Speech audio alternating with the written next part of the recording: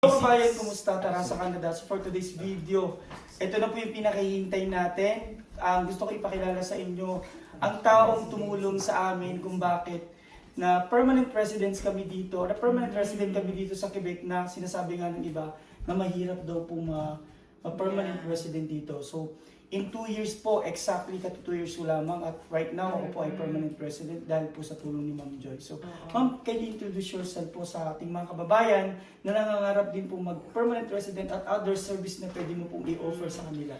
Yeah, so ako pala my legal name is Joy Robert. I'm an immigration consultant. I'm a registered immigration consultant. So basically, ako yung tumutulong sa mga Pilipino na kung paano nila ma-obtain yung permanent residency sa Canada, yung work permit, tourist visa. I do a lot of things, sponsorship.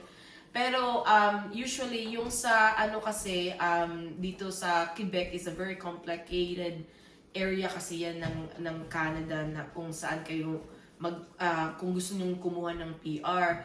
One of the factor kasi is yung sa French language. Beginning last year kasi you were one of the last batch na hindi na kailangan hindi nag-require ng French even though wala kayong yung skills niyo is in a low level. Pero yung sa ngayon I think in 2024 they changed the rules. So that's why a lot of people are struggling of getting their French. And I'm just hoping that in the future it will be easier pag nag-change na yung policy kasi I think they're still working on that to titignan yung government is still working on it pero hindi pa talaga like yung ngayon kasi ini-impose talaga nila yung French language as a requirement for the job offer for the obtaining the to be able to apply sa ARIMA.